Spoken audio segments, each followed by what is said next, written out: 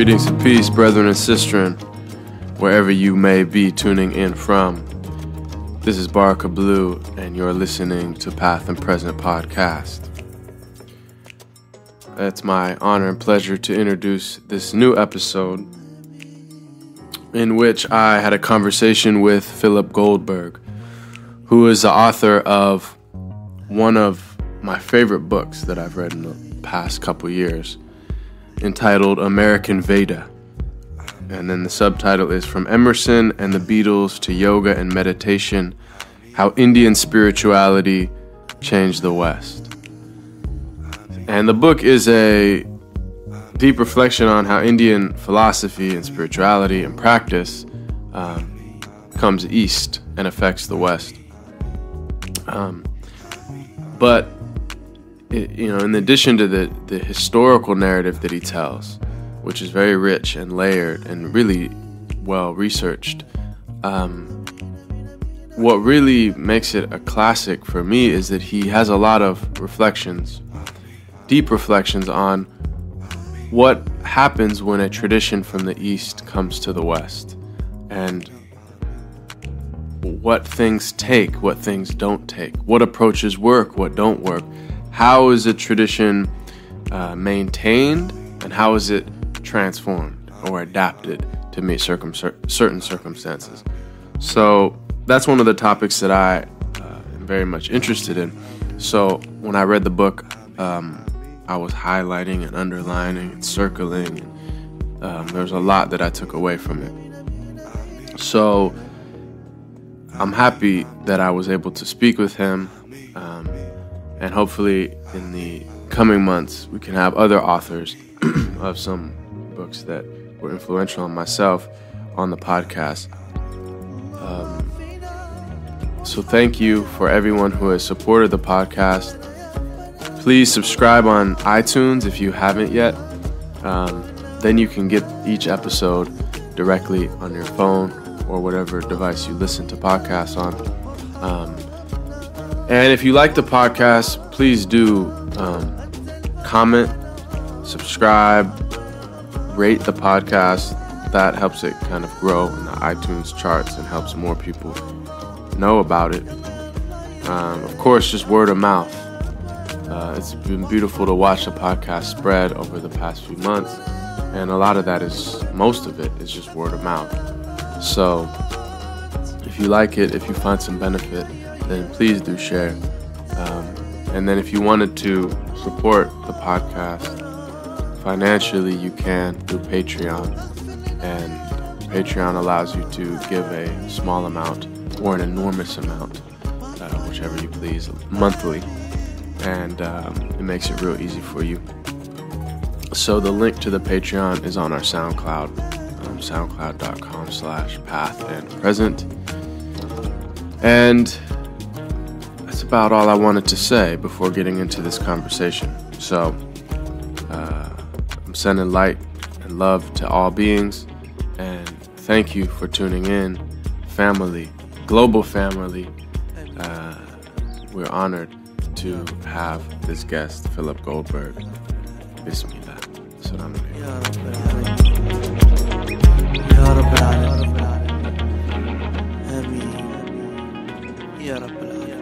I guess the whole book was, really beautiful to me, and I was like underlining it.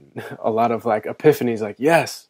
But one thing that stuck out overall was this idea.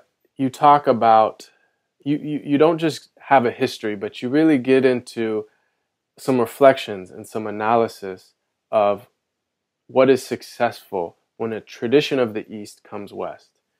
And one of the frameworks you use is this idea of the 5 functions of religion, the where I think it is translation, transmission, transaction, transformation, and transcendence.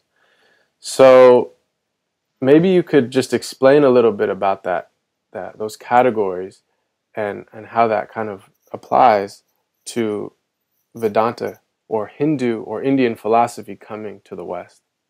Yeah, sure. That came about because I was thinking about what it was that made the teachings of the East so appealing to so many of us. What was it that was missing? Because that's a critical question. Right. And you know, in my book, I go back you know, a couple of hundred years to when the first good texts and translations of yogic texts, Vedantic texts started to come in, and they were appealing to people like Ralph Waldo Emerson and Henry David Thoreau. Mm-hmm. And I thought, you know, what was missing? And if you look at all the writings of important people who adopted these teachings and found value in them, you find certain things that were consistent. So that led me to think about what religion provides to people in general, and what are the functions. And I came up with these 5 functions that seem to fit. And so transmission refers to the aspects of religious traditions that pass along from one generation to another: customs, rituals, sense of history, mm-hmm. connection to ancestors, and that sort of thing. It connects people with the past and with each other. And then there was translation, what I call translation, because religion at its best can help people interpret what's going on in their lives and in the larger society. That part of religion that gives people meaning and purpose. Now, I'm not evaluating any particular religion for their claims or anything. Mm-hmm. I'm just saying these are things that people find value in.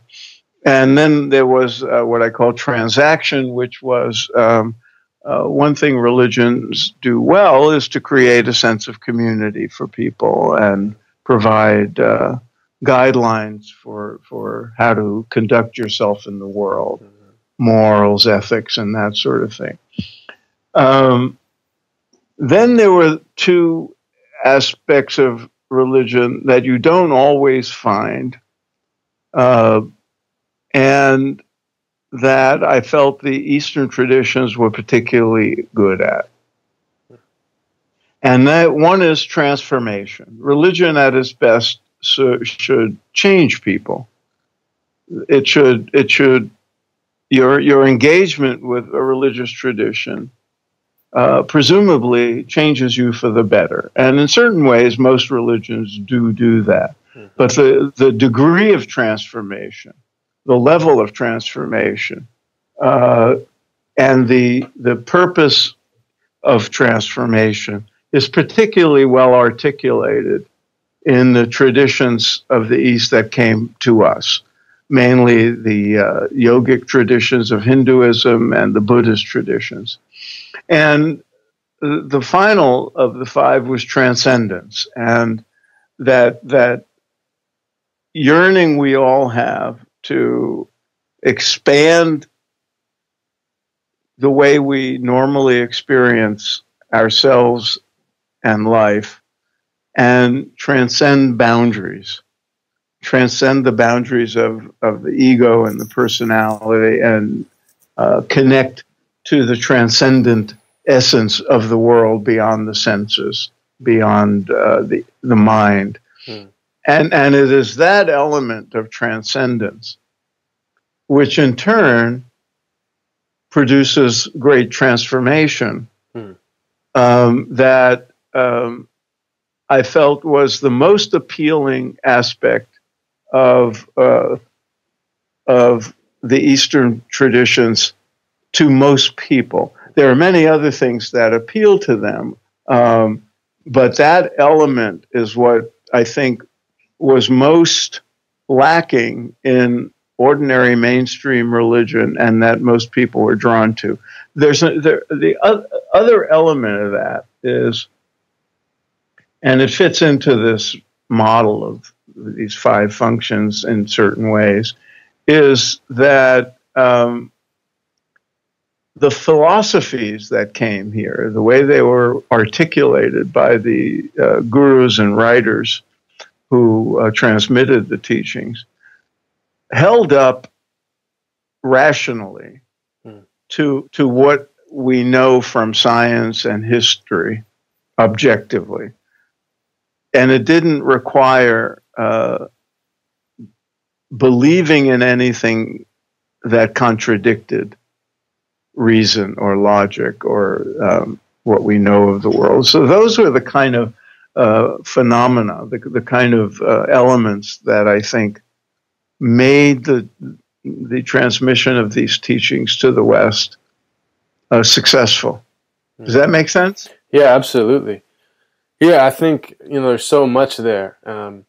That Western religions, Christianity and Judaism, they were, in a certain sense, fulfilling the first 3, right? They were transmission, there was the rules, and there was the translation as far as understanding, a kind of paradigm as far as to understand the world and give meaning to life.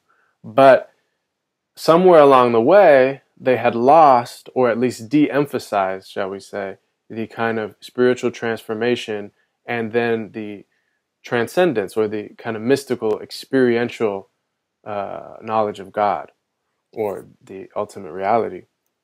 Yeah, and we should be careful not to suggest that the elements of transformation and transcendence were entirely lacking. Sure. It's just that they, especially the transcendence part, they were not as systematically and methodologically maintained in the West the way they were in the Eastern traditions. People could go to church, on Christmas Eve, or to a synagogue on the holidays or whatever, and have a sense of transcendence that may be there, but it may not. And there's no, they didn't have many methods for making it a regular part of life.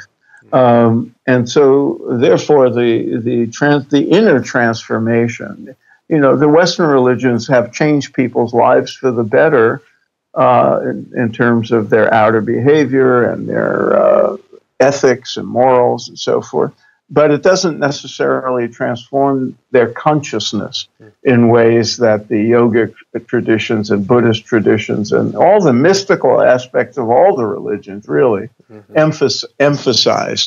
And so it's not that I'm saying they're entirely lacking. It's just that in their ordinary expression, people weren't finding that as readily as they would with the methods that came from the East. And even, you didn't mention Islam, and that's also part of the Western historical religion. And I know from what I've known of your biography that you were drawn to Sufism and the Sufi path. And, that too is providing those that focus on inner transformation and transcendence, and has maintained various methods and practices for inculcating that and producing that.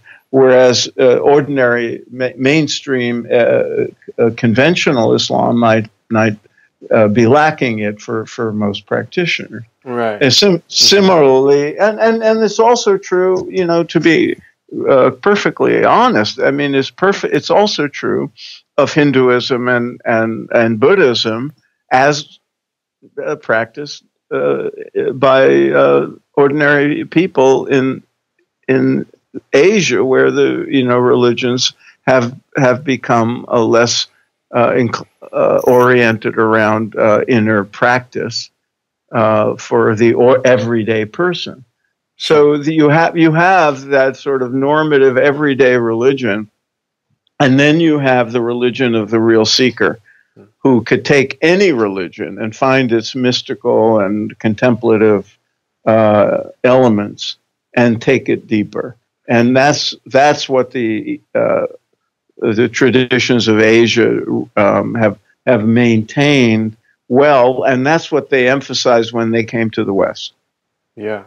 Yeah, I think that's a great point. And one of my friends, Vinny Ferraro, who's a Buddhist teacher in the Bay Area, mentioned to me, years ago that, if you go to, when he traveled in Asia, there's this strong divide between, kind of the monks who are meditating and really kind of, you could say, walking the path, at least theoretically, and then the kind of lay person who the relationship with the actual kind of method of Buddhism, as far as the meditative practice, is almost non-existent, and the relationship with the monk is more or less, go to them for prayers and blessings and that's right. And so that's right. he mentioned that what's happened in the West as Buddhism comes west is there's this really interesting thing where, the average practitioner who takes up Buddhism is somewhere in between a monk and a layperson,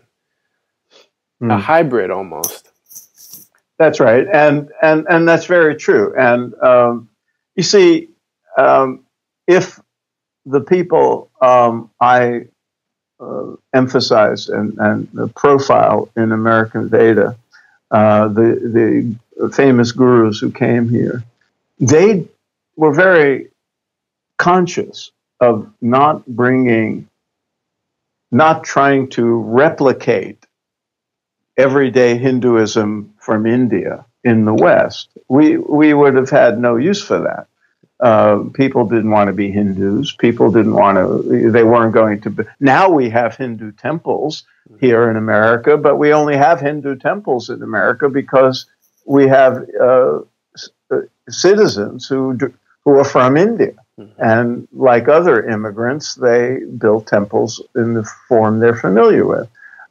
So ordinary everyday temple Hinduism, and the Hinduism of people doing ceremonies and at home and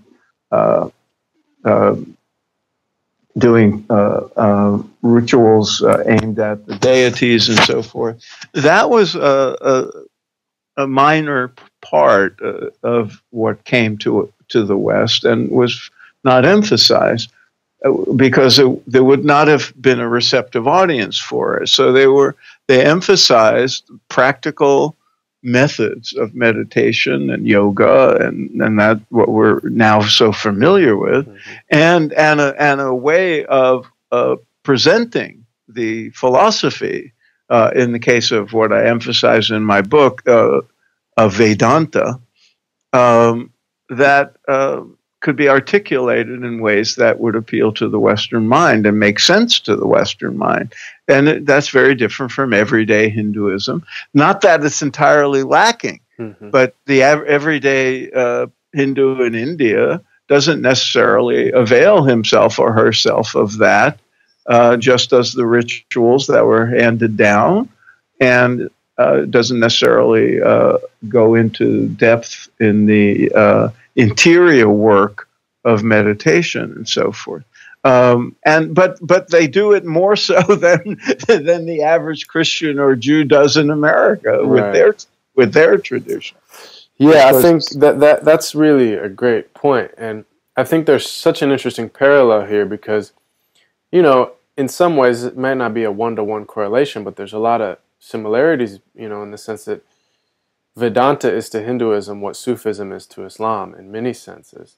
And, you can have in other words, the ones that were successful, the teachers and the gurus that came that were successful were the ones that they emphasize what you pointed out, transformation and transcendence, and they kind of de-emphasize the traditional transaction, transmission, and translation of the kind of outward of the religious tradition.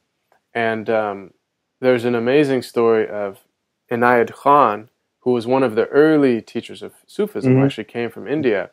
And he, at first, he was teaching his small group of followers the 5 daily prayers and things like that. But he found that there was all these barriers to Islam. Even then, it was like the early 1900s.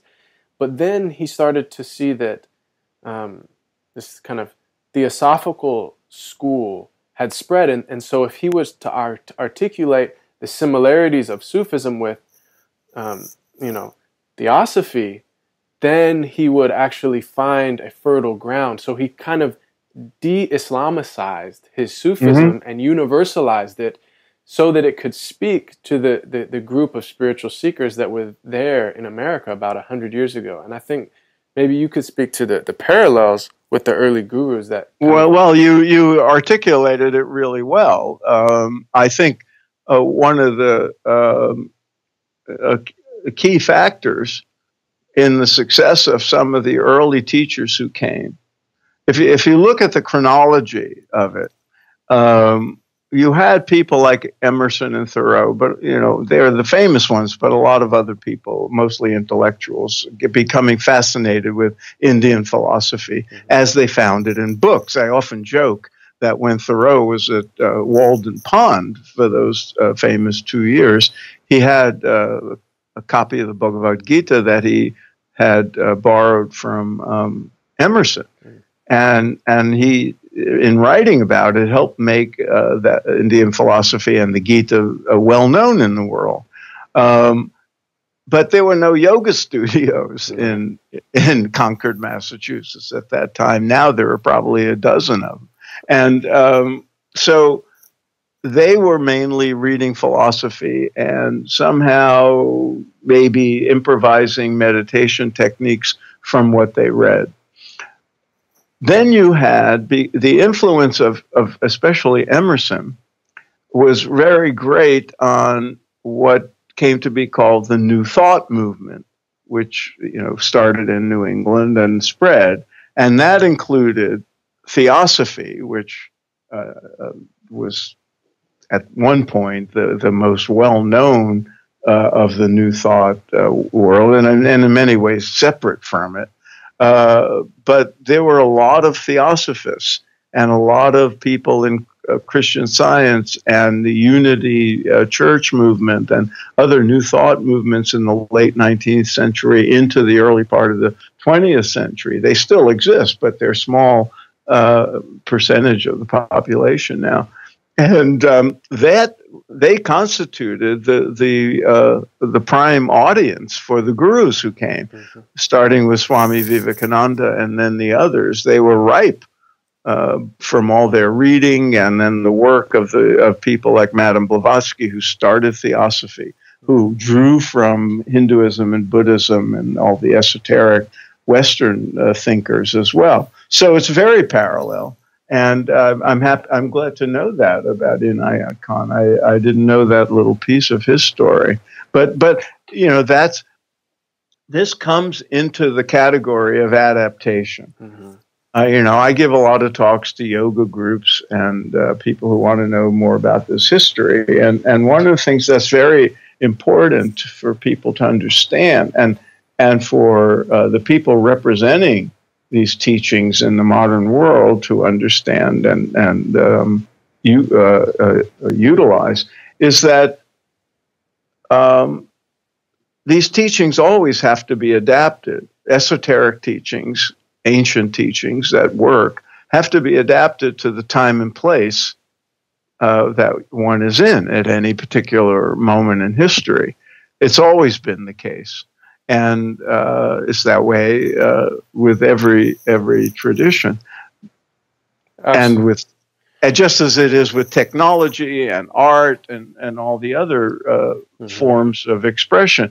But they have to be adapted skillfully, and they have to be adapted in a way that respects what is right and good about the teachings and not adulterate them or corrupt them. And so the teachers who had the biggest impact were those who did that well.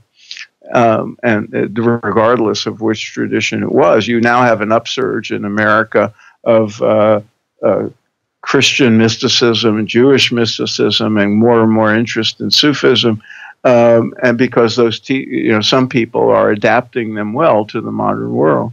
Right. Yeah, and this gets at this kind of perennial question about the letter and the spirit of a tradition, or tradition versus transformation. So Rory Dixon, who I previously had on the podcast, he recently wrote a book called Living Sufism in North America Between Tradition and Transformation, was the subtitle.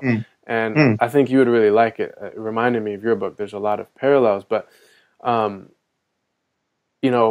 one thing that it brought up for me is the whole point of a tradition is transformation. It's supposed, like, that's the essence of it. And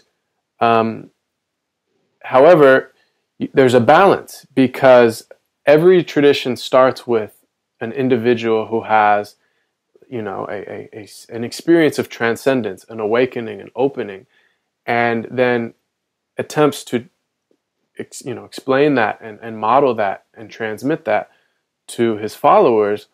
And what happens is, in the initial phases, it tends to be very kind of organic and natural. But then over time, necessarily, people want to preserve and protect those teachings so they don't become lost. But what can happen is that over time, there's I don't know if ossification is the word, but a kind of concretization of the tradition, which can create a tension where there's perennial tension between how do we adapt this to the new set of circumstances or the new culture, this spreading to a new land, and maintain the efficacy of this tradition without, because if we hold on too much to the letter, then it's not going to be transmittable to a new set of circumstances. But if we let it go too much, then it loses its efficacy, because it just becomes too, you could say, wishy-washy or something like that. And I'm just curious. No, that's very well said. Mm-hmm. And I think, there's so many interesting, because when I was thinking about this, of course, yoga is on every corner in every major city in America. And an interesting parallel within the Sufi tradition is Rumi is like the number one selling poet in America, and Rumi memes, and Rumi coffee mugs, and Rumi this and that, right? And so, but I see a similar phenomena, is that when things become extremely popular, they can easily become diluted or watered down or divorced even from their source. That's right. But that doesn't necessarily mean it's a bad thing, because how many people step into a yoga studio, and you highlight this in the book, and they're just going for to have a more, toned physique at first, but then, they see a picture of a guru on the wall, or someone hands them a book, or with a sense of calm and tranquility that comes after them after class, and then it's a doorway into the deeper tradition. And same with Rumi. At first, it's just all about love and wine, but then you go a little deeper and you see, wow, what is he really getting at here? That's right. Well, see, now you're hitting on some very important things, and this business of how you carry a teaching into changing times is fascinating historically, but it's also a very delicate thing. And so you have all these teachers that came here just to keep the topic on what I covered in American Veda, and then the teachers die. And what do the disciples do? How does the work continue? How does it move on to the next generation and the generation after that? And so you then have the possibility, as you saw with every religion, and you just described it, of dilution and distortion, because you always have people who are holding tight to what the founder, the great guru who started it all, would have wanted or done, and they have to rely on their own state of consciousness to interpret or sort of perceive what the founder would have wanted. But their consciousness is not the same as the founders, and the times are different from the founders' time. And so you start to see schisms where people argue over what should be done. And that's where you get, organizations breaking off from each other, and different sects and different groups, and arguing and interpreting things in their own way, which is kind of what happens not only to every religion, but to different branches within every tradition. And that's kind of inevitable, because there's always, the people who follow are usually not at the same level of consciousness as the founder who had the original revelation, so to speak, or are not at the same skill level when it comes to interpreting and transmitting the teaching. So that's a very common thing. One way to look at this, I always find, is to get away from the subject of adaptation for a minute. There's always Houston Smith, the great scholar of religion who died recently, always distinguished between the exoteric part of religions and the esoteric.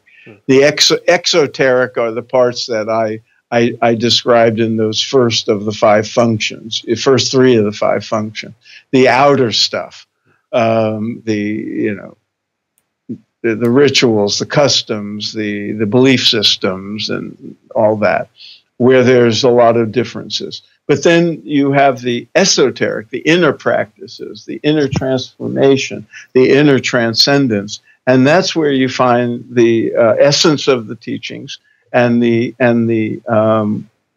most the area where all the teachings converge. Right. So when the emphasis is on that, on the esoteric, there's greater chance that the teachings will survive over time, because the other stuff changes. That stuff, the inner stuff does not. And if you keep that effective, then the chances are, any changes in the outer aspects of things will not mess things up too much. Right. Yeah. But you're right. You're absolutely right. I mean, and this is a big topic of conversation in the yoga world. There's been a good reason to be concerned that yoga can lose its way from its original definitions and original power and beauty and power to transform people's lives if it gets all caught up in the superficial things that happen when something gets popular and people can make money off of it and that sort of thing. Mm-hmm. At the same time, as you said, even the superficial aspects of yoga can be a door into the deeper aspects, and that's where the hope lies. Mm. So maybe you could talk about, if we look at it, frame it like this, some of the key ways that Indian philosophy has influenced the West.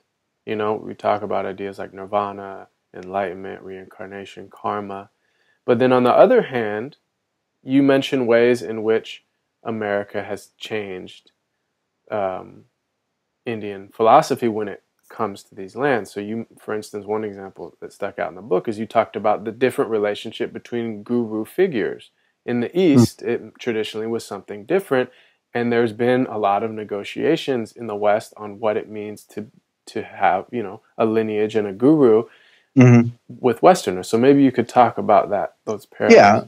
Well, that's always what happens when things of value move from one culture to another. I joke with my Indian friends that yes, of course, yoga and Vedantic a change on the surface when they come to America.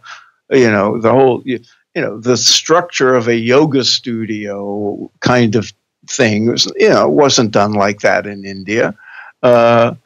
And one of the examples I often give is Paramahansa Yogananda, who's was one of the great figures in bringing Indian teachings to the West, whose biography I'm writing now. He saw very early on that Americans had a certain way of doing things, and so he adapted rather quickly, and he started having Sunday services.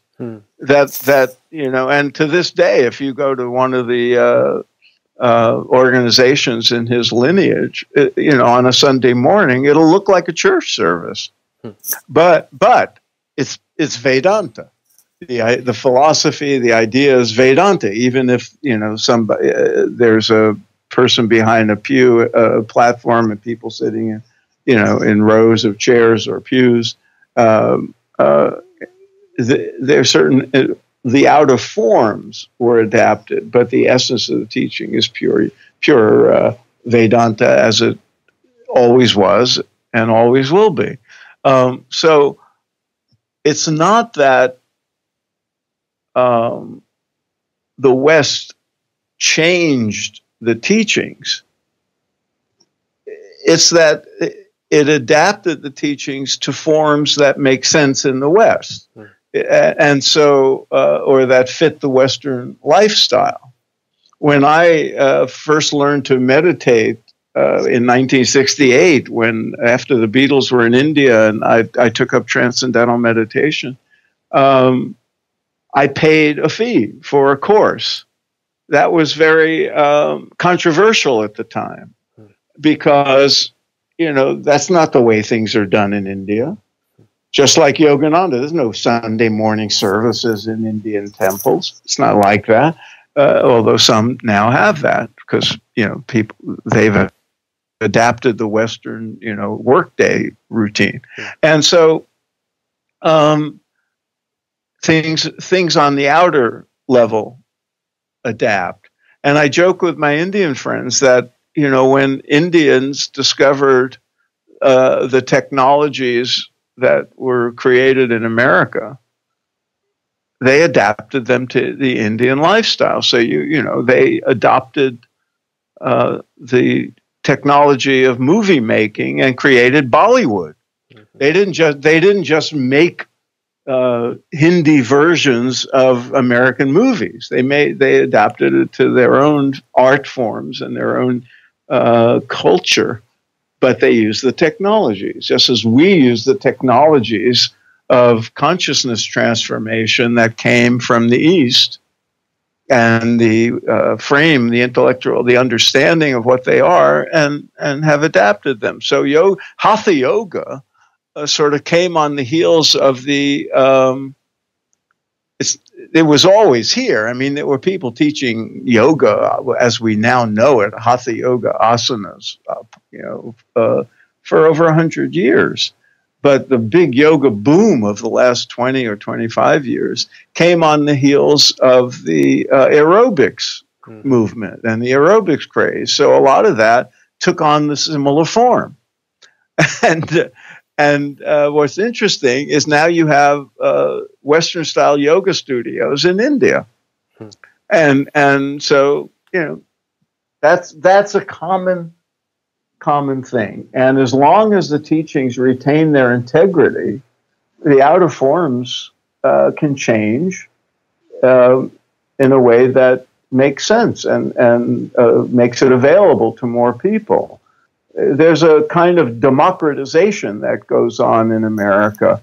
A lot of the gurus who came here, they made their teachings available to anybody who wanted to learn them, including women and non-Hindus and, all that, which was very different from the way things might have been done in Orthodox Hinduism in India. And so that the phenomena we're talking about, the positive end of that is it makes these teachings and practices available to many more people than would otherwise be the case. And that has changed our culture. To come back to one of the things you mentioned earlier, these yogic teachings have had a huge impact on American life. And people, it's one of the reasons I wrote American Veda, so people would appreciate that more. The trends in American spirituality over the last 40, 50 years owe a great deal to the introduction into our culture of the teachings of Asia. Absolutely. So, yeah, there you go. It's great. And you mentioned in the book the kind of nuts and bolts of how it spreads.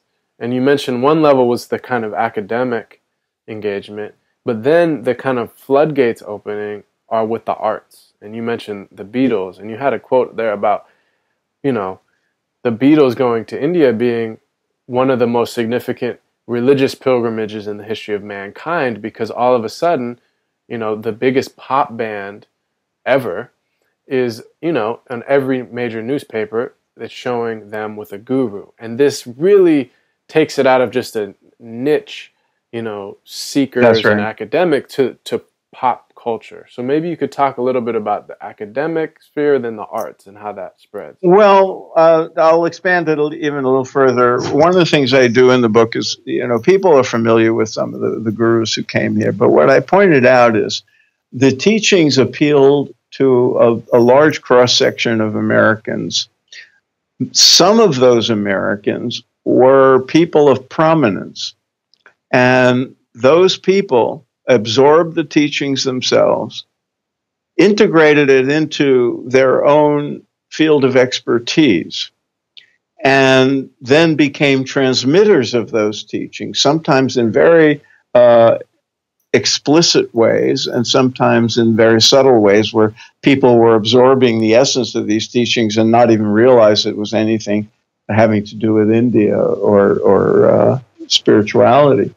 So some of those people were scientists. Some of those people were philosophers. Some of those people were psychologists.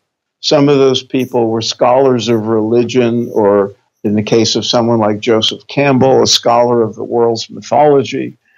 Some of those people were novelists. Some of those people were poets. And I have, you know, profiles of the most prominent of all of those people in those categories. People whose names are household words, like J.D. Salinger and T.S. Eliot and some of the other, you know, great figures of Western life or American life in the last century. And some of those people were musicians. And when the Beatles took up transcendental meditation, it's hard to accept this on a personal level, but in August, that will be 50 years since that moment. And then next February 9th of 2018, will be 50 years from the time they went to India, to Rishikesh, to be with Maharishi Mahesh Yogi. And as you said, that was covered by every media outlet for what passed 50 years ago as mass media, which meant newspapers, national magazines, television, radio, all of that. Now it would be all over the, you know, the web and everything. And you know, young people may not fully realize how famous and popular the Beatles were.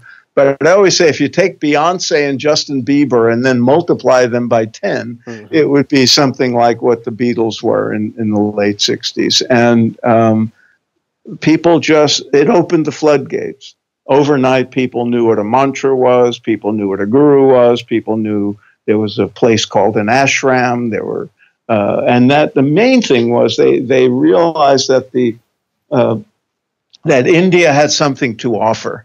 That if the most famous and richest artists in the world, these four young men who could do anything, you know, they had the resources and fame and opportunity to do anything, chose to go and sit in deep meditation in a funky ashram in India, there must be something of value. And at first, of course, it was only young people who admired the Beatles and or even, worshiped them in certain ways who were interested, and they, would do anything the Beatles said is good. So they did it.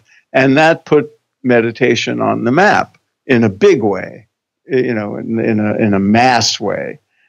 But what was interesting really about that was most fads that appeal to the youth culture disappear very quickly. What happened in this case was the Beatles and then other well-known people started to advocate meditation, and older people. Well, for one thing, it didn't just affect the lineage that the Beatles were involved in. All the teachers, all the other gurus who were here at that time started doing great business. And all the yoga places started doing great business because, it was hip and it was fashionable. But it only lasted because of what we talked about at the beginning. It was transformative. It changed people's lives. It wasn't just a belief system. It wasn't some, cult. It was really transformative. And young people's lives started to change for the better. And they talked about it. And older people then said, well, what's going on here? And some of those people were scientists who did the very first studies on meditation. And once it became scientifically validated in scientific journals and then in, popular magazines like Time and Newsweek and so forth, and people like medical doctors and psychiatrists and psychotherapists started to recommend it as having value, just like yoga is now. That's when it went into the mainstream, and it has stayed there ever since.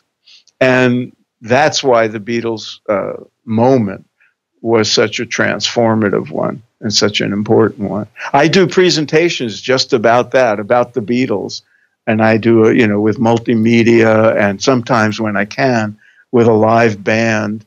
And we go through that whole period in the Beatles' lives and how it affected their music and how it affected all the rest of us. It's a fabulous story, and one that really had world-changing effects, not just musically. It wasn't just an arts phenomenon, but the arts as a transmitter of great ideas and culturally transformative teachings is often underestimated. But we learn a lot from the poets and the musicians and the storytellers. And in this case, it was really radically transformative. Yeah, that really stuck out. There's one teacher of mine who said, art is the means by which the deepest truths of a religion are articulated to the masses. So very few people are going to necessarily read high-level philosophy or theology or metaphysics, but the great poetry and the great song and even the great calligraphy or architecture, that's right. You step into that or you experience that, and you're going to get some very deep openings into the deep realities of those kind of lofty subjects. Well said. Very well said. And that's not just a new phenomenon with, the mass media. Look at the great cathedrals and the great mosques, like the Blue Mosque in Turkey and in Istanbul and the Notre Dame and places like that. But also think of the music. Yeah. Think of think of Bach and the Bach Mass Requiem and all those wonderful classical pieces that transmitted these not just ideas but the experience of some transcendence. Think of the dervishes, to go back to Sufism. The great singers, the great operas, these things, there were masses in those days who were illiterate. They weren't able to read, philosophy books or the Bible or anything, but they would go and they would hear the music, and it would be a teaching. Oh, sure. Yeah, it's amazing that you mentioned the Blue Mosque, because after I've been on the Sufi path for about a decade, and obviously then I was like spending years in the Middle East studying Arabic, and like obviously my parents, who God bless them, very open-minded, but still post 9/11, it's a strange world. So having some fears, and I'm trying to like no read about Sufism, like this is their softer side, and they're very beautiful people, so very open. But at one point a few years ago, my father and I went to Turkey, and we went into the Blue Mosque. Mm-hmm. And I felt in that moment, in just the vastness and the beauty and the proportion, and then but also the subtlety of the calligraphy and the tile, and then the silent people praying in silence, or saying their dhikr with the beads. I knew in that moment that my father understood what Islam was really about, more than all the 10 years of me talking about it. Just in that moment. Sure. So yeah, I wanted to. There was a few things that stuck out to me in the book that are kind of like similarities or comparisons between Vedanta and Sufism as far as it coming to the West. And I wanted to mention those because I thought you'd find them interesting, and then maybe you'd have some reflection on these. So, okay. The first one was that I really loved how you highlighted the Transcendentalists and Ralph Waldo Emerson in particular. And, this is someone who is like the American philosopher, as you mentioned, so central figure. And so him, reading Vedanta and being so influenced by Indian philosophy is no subtle matter. But another thing is that he loved Sufism, but particularly Persian Sufism. So he was very much into Hafiz, and he actually translated many of the Persian Sufi poems into English from the German, right? Goethe and stuff like that. And so, many people say like it was like Neoplatonism first, then Indian philosophy, and then third, Persian Sufism that kind of like influenced Emersonian philosophy. So interesting. Yeah. I didn't know that about him because, I was focused on his connection to India, but it doesn't surprise me, but it's very interesting to note that. Yeah, and he mentioned about some other Persian poets like Saadi that, he said, there's a quote where he said, this is as important as the Bible, these writings, And so, yeah, I mean, that's, what an amazing time, because you pointed out in one of your talks that this was a time where the vast majority of Americans had never met a Jew, never even met a Catholic, let alone, right? And they're deeply diving into these other traditions. So it's... And then some people were right. Yeah.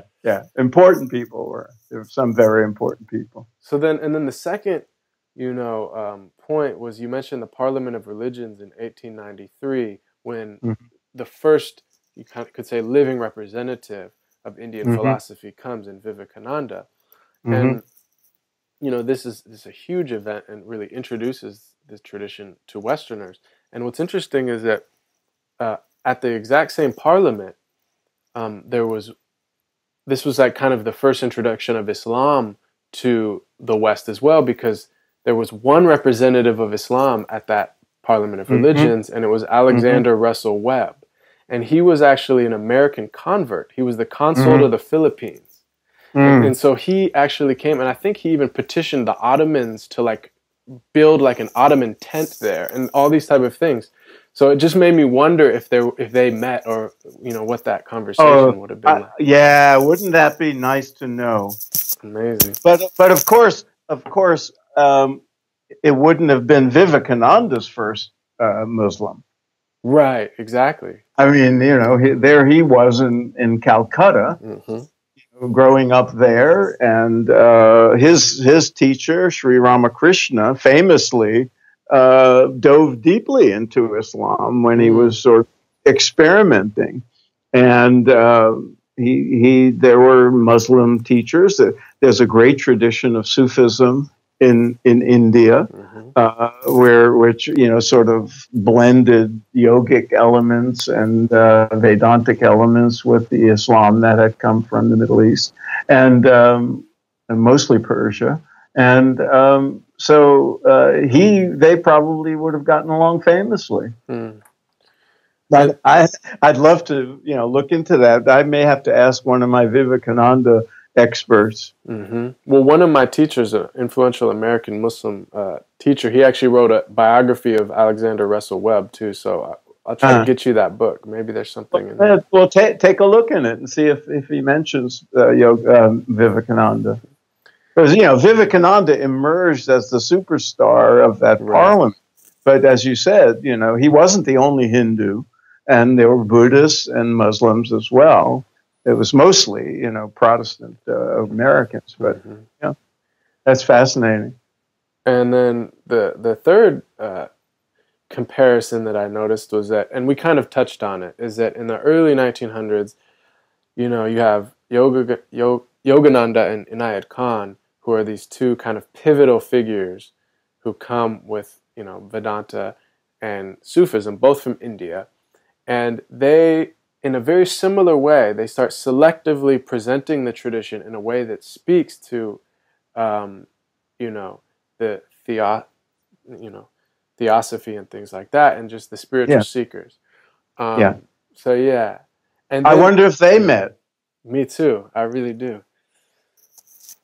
And then there's, if we fast forward to the counterculture, and this is like a topic that I really love, the counterculture of the 60s and 70s, because I see my own generation, I was born in the 80s, and so coming up with a kind of metaphysical bookstore and the yoga centers, and that was just the world. It was easier to find books of the Dalai Lama or Rumi on the bookshelves of the house I grew up than it was to find the Bible, and that's because of you and your generation.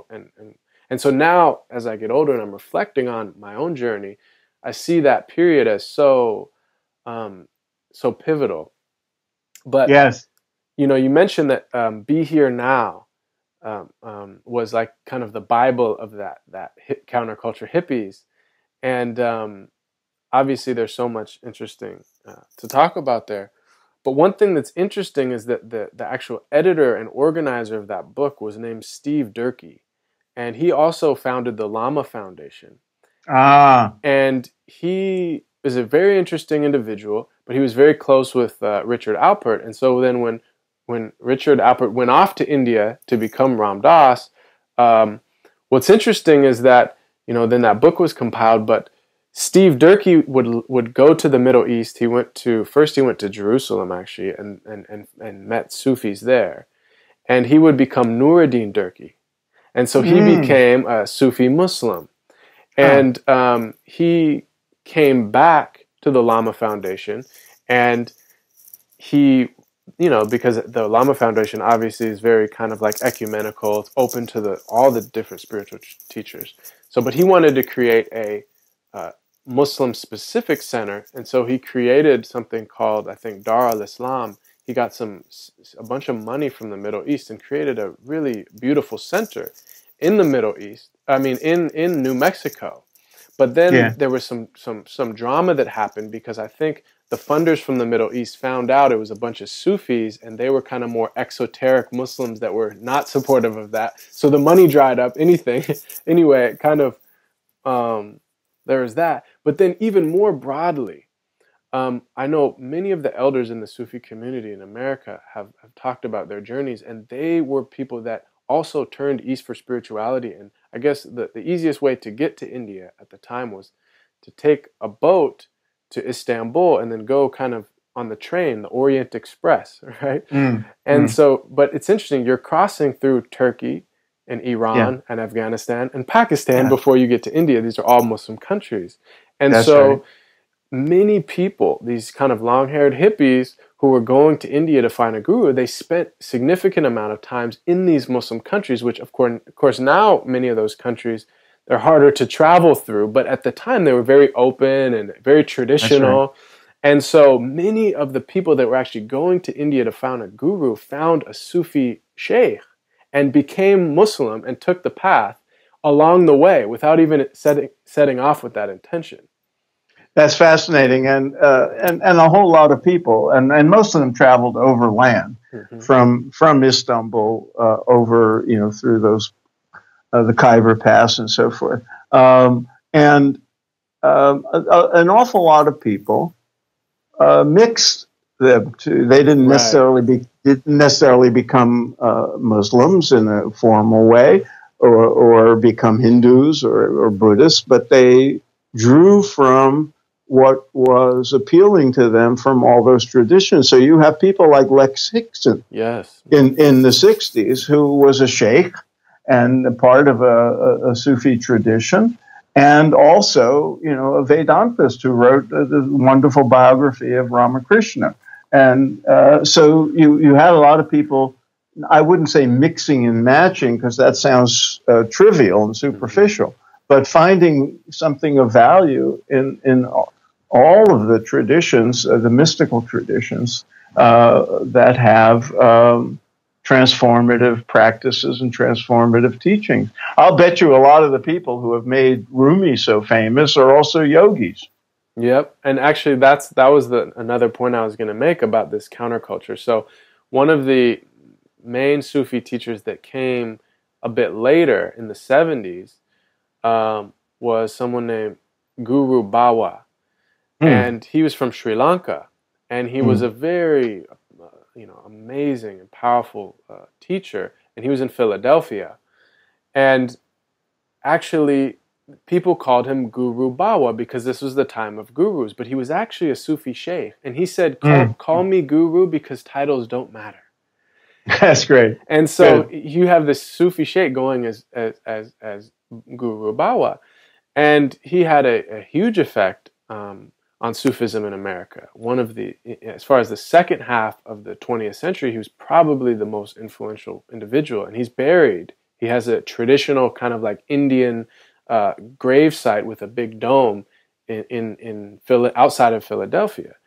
And what's amazing about him is that one of his disciples, or the people that would come to his gatherings, was a young Coleman Barks. And so Coleman Barks would become the one who made the popular translations of Rumi, and it was Bawa who told him to do that. That you have to do this. So really, exactly what you're saying is, someone like Coleman Barks, who's again just seeking and looking at all these mystical traditions, and then becomes the person through which Rumi is kind of opened to the popular culture. That's right. And I have heard of Bawa, and I think I've even quoted him in some, other works that I've done. So yeah, all of that is true. And one of the things, if we could sort of sum it up, a lot of what we're talking about here is a kind of verification of what has been called the perennial philosophy, of which people like Joseph Campbell and Houston Smith and Aldous Huxley were great spokespersons for. But it's this understanding that on the deep level of experience, of spiritual experience, you find commonality among all the pathways. And this is a core teaching of Vedanta, and it is one of the main things that have been transformative in American spirituality. This notion that there are many pathways to the divine, and that if you take any of them deep enough, you end up in the same experience of unity and transcendence that we all can share. That distinction between the outer exoteric forms of religion and the deep transformational and transcendent experiences that we associate with the word mysticism, that's where the commonality is, and that's where the unity is. And all of what we've been talking about are examples of that, and that awakening, that awareness, in and of itself, has been very transformative to American culture. And people who get that, people who understand that, people who experience it are the people who will be the least likely to cause trouble between people of, of different who are from different pathways and different cultures. Absolutely. Well, thank you for your time. It's really been wonderful, and there's a lot. Hopefully we can maybe do a round 2 someday. I'm gonna make sure that put a link to your website as well as to the book, Great. and then we look forward to your next book. When is your next book gonna come out? If I get off this call and get back to work, I may meet my deadline, and the book will be out sometime in the spring of 2018. Beautiful. All right. Well, we look forward to it, and we won't take you away from your important work any longer. Okay. Thank you. Okay. It's been a pleasure. It's been great fun. Thank you so much.